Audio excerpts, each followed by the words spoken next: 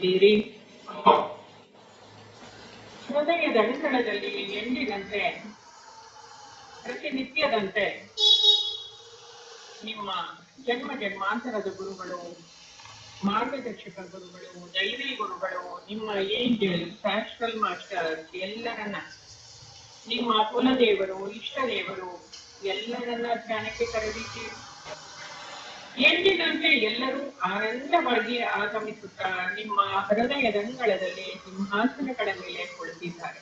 ಈಗಾಗಲೇ ಅಲಂಕೃತಗೊಂಡ ಸಿಂಹಾಸನಗಳು ಆನಂದವಾದಂತಹ ಮನಸ್ಥಿತಿಯಲ್ಲಿ ಎಲ್ಲರನ್ನು ಸ್ವಾಗತಿಸಿದ್ದೇವೆ. ಅವರ ಆಶೀರ್ವಾದವನ್ನ ಪಡೆದಿದ್ದೀರಿ. ನೆಮ್ಮದಿಯಾಗಿ ಕುಳಿತುಕೊಳ್ಳುತ್ತಿದ್ದೀರಿ. ಅವರ ಎಲ್ಲರ ಜೊತೆಯಲ್ಲಿ ಕುಳಿತು ಧ್ಯಾನಿಸುತ್ತಿರುವ ನೀವೇ ಧನ್ಯರು. ನಿಮ್ಮ ಪರಿವಾರವು ಸಹ ನಿಮ್ಮ ಜೊತೆಯಲ್ಲಿಯೇ ಕುಳಿತು ಧ್ಯಾನಿಸುತ್ತಿದೆ. ಜೊತೆಗೆ ನಿಮ್ಮ ಹೃದಯ ಕಮಲ ಅನಾಹುತ ಚಕ್ರದಲ್ಲಿ, ಆ ಕಮಲದಲ್ಲಿ ನಿಮ್ಮ ಕುಲದೇವರು, ಇಷ್ಟ ದೇವರನ್ನ ಕಲ್ಪನೆ ಮಾಡಿಕೊಳ್ಳಿ. ಈ ದಿನ ಅದ್ಭುತವಾದಂತಹ ಎನರ್ಜಿಯನ್ನ ನಮ್ಮಲ್ಲಿ ತುಂಬಲು ಪ್ರಾರ್ಥಿಸಿ. ನೀವು ಮಾನಸಿಕವಾಗಿ, ಭಾವನಾತ್ಮಕವಾಗಿ ಹಾಗೂ ದೈಹಿಕವಾಗಿ ಆರೋಗ್ಯವನ್ನ ತುಂಬಿಕೊಳ್ಳಲು ಸಹಾಯ ಮಾಡುವಂತೆ ಬೇಡಿಕೊಳ್ಳಿ. ಅವರ ಅಭಯ ಹಸ್ತದಿಂದ ಹರಿದು ಬರುತ್ತಲಿರುವ ಆಶೀರ್ವಾದದ ಬೆಳಕನ್ನ ನಿಮ್ಮ ಹೃದಯವು ಹೊರಹೊಮ್ಮಿಸುತ್ತಿದೆ ಅಥವಾ ಅದನ್ನ ಪ್ರತಿಫಲಿಸುತ್ತಿದೆ ಭಾವಿಸಿ. ಸುತ್ತದಾಗಿ ಉಂಟಾದ ಈ ಬೆಳಕು ವಿಸ್ತಾರಗೊಳ್ಳುತ್ತಾ ನಿಮ್ಮ ದೇಹವನ್ನು ಸಂಪೂರ್ಣವಾಗಿ ಆವರಿಸಿ ನಿಮ್ಮ ಪ್ರಭಾವಳಿಯನ್ನು ತುಂಬಿ ನಿಮ್ಮನ್ನು ದೇವತೆಯನ್ನಾಗಿಸಿದೆ. ನೀವು ದೇವತೆಯಾಗಿದ್ದೀರಿ, ಭೂಮಿಯ ಮೇಲಿನ ದೇವತೆ.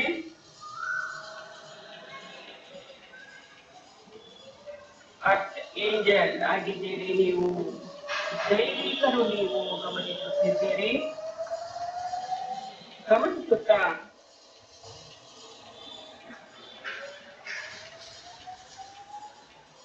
ಆನಂದವಾದಂತಹ ಒಂದು ಸ್ಥಿತಿಯಲ್ಲಿ ಈ ಪ್ರಕೃತಿಗೆ, ಭಗವಂತನಿಗೆ ನೋಕೋನೋ ಧ್ಯಾನದ ಮೂಲಕ ಧನ್ಯವಾದಗಳನ್ನ ಅರ್ಪಿಸುತ್ತಾ, ಕ್ಷಮೆಯನ್ನ ಯಾಚಿಸುತ್ತಾ ನಾವು ವಿನಂತಿಸಿ ಪ್ರಾರ್ಥಿಸಿಕೊಳ್ಳೋಣ. ಈಗ ನಿರ್ಮಲವಾದ ಮನಸ್ಥಿತಿಯಲ್ಲಿ, ಶುದ್ಧವಾದ ಮನಸ್ಥಿತಿಯಲ್ಲಿ ನಿಮ್ಮ ಮನೆಯಲ್ಲಿನ ಕನ್ನಡಿಯ ಮುಂದೆ ನೀವು ನಿಂತಿದ್ದೀರಿ ಭಾವಿಸಿ. ಕನ್ನಡಿಯಲ್ಲಿ ನಿಮ್ಮನ್ನು ನೀವು ನೋಡಿಕೊಳ್ಳುತ್ತಿದ್ದೀರಿ.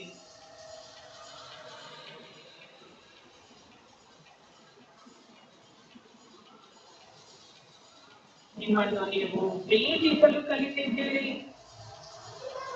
ನಿಮ್ಮನ್ನು ನೀವು ಶ್ರಮಿಸಿದ್ದೀರಿ.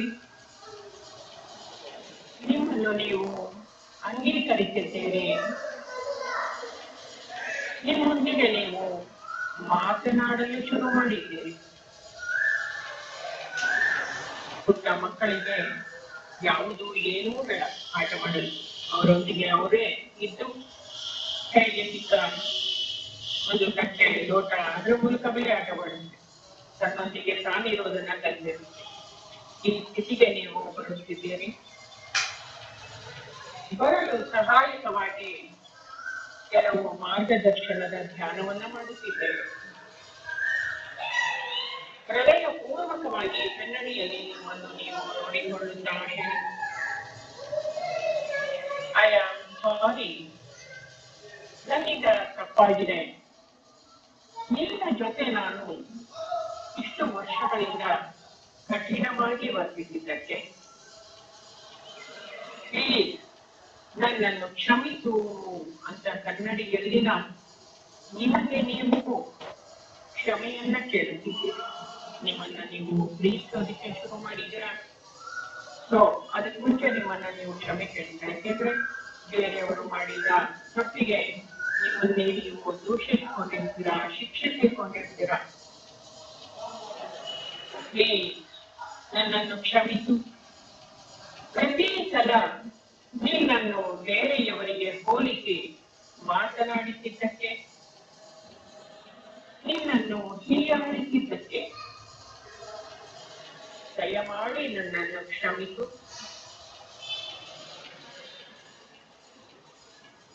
ನಿಮ್ಮ ಆಂತರ್ಯದಿಂದ ಪ್ರಾರ್ಥಿಸುತ್ತಿದ್ದೇನೆ, ಕ್ಷಮಿಸು. ಕಾರಣ ಇಲ್ಲದೆ ನಿನಗೆ ಎಷ್ಟೋ ಸಲ ನೋವುಂಟು ಮಾಡಿದ್ದಕ್ಕೆ, ನೀನನ್ನು ಹಿಂಸಿಸಿದ್ದಕ್ಕೆ ಪ್ಲೀಸ್ ನನ್ನನ್ನು ಕ್ಷಮಿಸು. ನಿನ್ನನ್ನು ಸದಾ ಶಿಕ್ಷಿಸಿದ್ದಕ್ಕೆ ದಯವಿಟ್ಟು ಕ್ಷಮಿಸು. ಬೇರೆಯವರ ಮಾತು ಕೇಳಿ ಬೇರೆ ಬೇರೆ ಕೆಲಸಕ್ಕೆ ಬಾರದ ಆಲೋಚನೆಗಳಿಂದ ನಿನ್ನನ್ನ ನಿರ್ಲಕ್ಷಿಸಿದ್ದಕ್ಕೆ,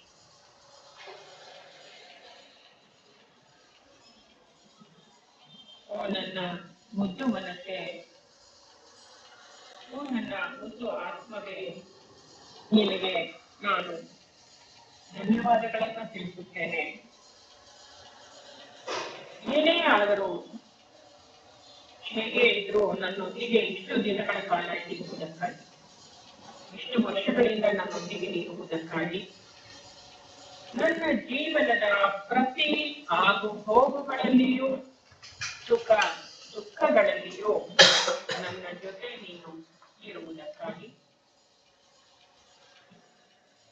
ಓ ನನ್ನ ಮುದ್ದು ಮನಸ್ಸೆ, ನಿನಗೆ ಕೃತಜ್ಞತೆಯನ್ನು ಸಲ್ಲಿಸುತ್ತೇನೆ. ಎಲ್ಲರಿಗಿಂತಲೂ ಹೆಚ್ಚಾಗಿ ನನ್ನನ್ನು ಅರ್ಥ ಮಾಡಿಕೊಂಡಿದ್ದಕ್ಕಾಗಿ, ನನ್ನ ತಂದೆ ತಾಯಿಗಿಂತಲೂ ಹೆಚ್ಚಾಗಿ ನನ್ನೊಂದಿಗೆ ಇದ್ದು ನನಗೆ ಬೆಂಬಲ ಕೊಟ್ಟು ನನ್ನನ್ನು ಕಾಳಜಿಯಿಂದ ನೋಡಿಕೊಂಡಿದ್ದಕ್ಕಾಗಿ, ನಾನು ನಿನ್ನನ್ನು ಬಹಳವಾಗಿ ಪ್ರೀತಿಸುತ್ತೇನೆ. ನೀನು ನನ್ನ ಮೇಲೆ ತೋರಿದ ಕರುಣೆಗಾಗಿ, ನನಗೆ ಕೊಟ್ಟ ಅವಕಾಶಗಳಿಗಾಗಿ, ನಿಮ್ಮನ್ನು ನೀವು ಕನ್ನಡಿಯಲ್ಲಿ ನೋಡುತ್ತಾ ಹೇಳಿಕೊಳ್ಳುತ್ತಿದ್ದೀರಿ, ನಾನು ನಿನ್ನನ್ನು ಹೃದಯ ಪೂರ್ವಕವಾಗಿ, ಆಂತರಿಕವಾಗಿ, ಅಂತರ್ ಸಾಕ್ಷಿಯಾಗಿ ಪ್ರೀತಿಸುತ್ತೇನೆ, ಗೌರವಿಸುತ್ತೇನೆ.